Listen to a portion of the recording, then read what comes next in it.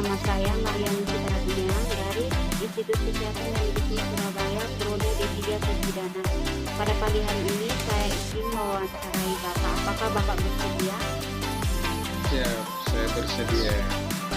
Baik, saya mulai wawancaranya ya Pak. Boleh tahu nama Bapak siapa? Nama saya Yohanes Alodaga, S.Farm APT. Umur Bapak sekarang berapa ya Pak? Sementara saya umur jalan 44 tahun. Boleh tahu alamat rumahnya di mana ya Pak? Saya sementara ini saya tinggal di Wini, Kecamatan Insana Utara, NTT. Alamat jalan Atambua, Timor Leste, Okusi. Tapi saya masih warga negara Indonesia di daerah perbatasan. Boleh tahu untuk nama alamat apotiknya itu namanya apa ya Pak? Nama apotik saya itu adalah Apotik Ratu Victoria. Sejak tahun kapan apotik didirikan Pak? Tahun 2019. Boleh tahu alasan dan sejarah membangun apotiknya itu? Jadi baik, saya melihat bahwa kami di daerah perbatasan ini ini puskesmas saja. Jadi pelayanan obat apa itu sebatas di puskesmas, dan penyediaan obat di puskesmas itu kan kadang bersifat generik, tetapi sesuai kebutuhan masyarakat atau pasien. Lebih banyak mereka harus belanja sendiri ke kabupaten di Atambua atau TTU yang jaraknya kurang lebih ada 65 kilo, ada 54 kilo. Terus pasien juga tidak selamanya di daerah saya sendiri, tapi pasien juga ada yang membutuhkan obat dari negara Timur Leste, khusus Okusi di daerah perbatasan. Mereka juga ingin membeli obat-obat itu, sehingga saya berinisiatif untuk membuka sehingga pendekatan pelayanan terhadap masyarakat khusus bagi yang membutuhkan. Baik Itu Pak. saja. Apa halangan atau kendala terbesar pada saat membangun apotik? Memang kendala cukup. Membuka sebuah unit atau toko atau apotik itu artinya kita harus membutuhkan dana yang cukup besar. Standar dana, terus izin operasionalnya dari Dinas Kesehatan dan Bupati. Terus kita juga harus paling tidak berkolaborasi dengan dokter atau tambahan tenaga apoteker lainnya untuk supaya pelayanan di apotik yang kita buka itu bisa mudah dan terjangkau. Nah, itu beberapa kendala yang paling sensitif itu soal anggaran. Ada yang mau ditanyakan, silakan. Pada halangan tersebut, bagaimana untuk cara mengatasinya Pak? Cara mengatasi pertama saya membangun ini, yang pertama sekali yaitu saya ajukan kredit ke bank. Saya mengajukan kredit ke bank, terus saya membuka apotiknya tidak, artinya berstandar minimal lah, belum mencapai pada sebuah pelayanan yang terlengkap karena kita baru awal. Intinya kita bisa menyiapkan obat-obat sesuai dengan kebutuhan masyarakat di sekitar atau sesuai dengan yang di daerah jangkauan saja, tidak terlalu pokoknya minimal pelayanannya yang disiapkan obat-obat di apotek. Apa saja keuntungan dari membangun suatu apotik?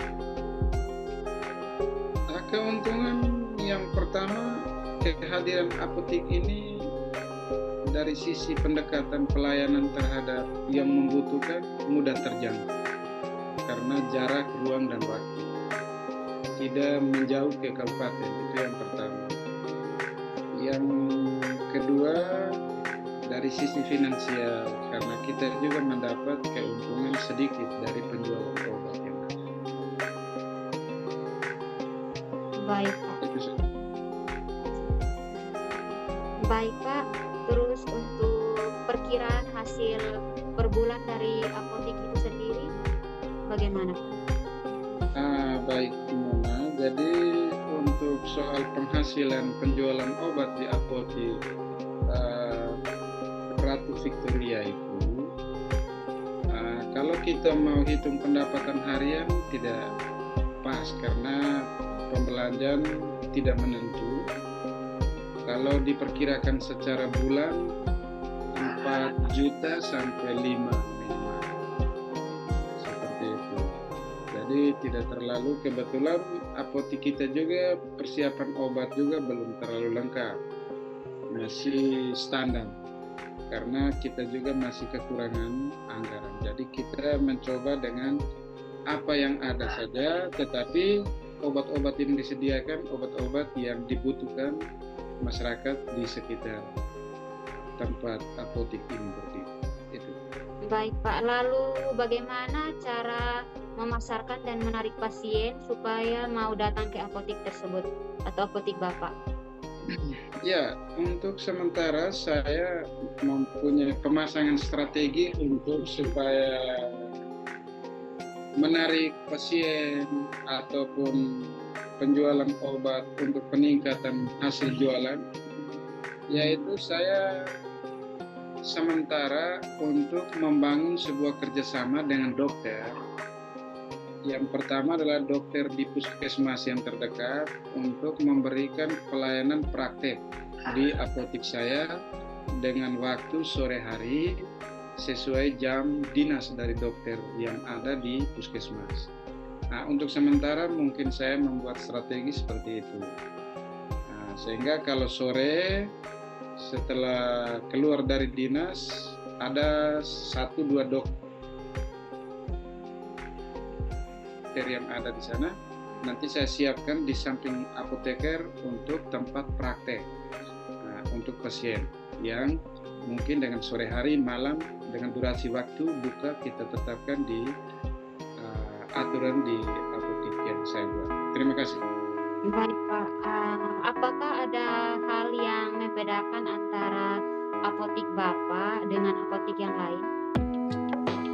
Baik, jadi untuk sementara di daerah ini, untuk sementara hanya cuma satu apotek.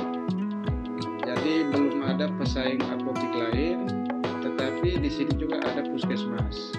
Tetapi lebih cenderungnya orang lebih suka membeli obat secara pribadi dibanding, dan tingkat konsumsi obatnya mereka lebih membeli sendiri di apotek dibanding mereka menggunakan obat yang dibagikan atau diberikan oleh puskesmas. Seperti itu. Dan yang kedua, pasien juga kalau sakit ke puskesmas, mereka juga ingin menanyakan kepada dokter, selain obat yang diberikan secara generik di puskesmas, mereka juga ingin mencari tahu obat-obat yang kualitasnya bagus yang dijual di apotek, sehingga mereka mau membeli sendiri. Nah, itu saja beberapa hal yang bisa saya berikan, ada perbedaan untuk sementara. Baik, Pak Yohanes, terima kasih atas waktunya yang sudah saya wawancarai hari ini. Apabila ada kurang lebihnya, saya mohon maaf. Selamat pagi, Pak. Terima kasih. Baik, terima kasih Ibu, manfaat untuk Ibu. Terima kasih juga, selamat siang. Baik, selamat siang. Terima kasih, Pak.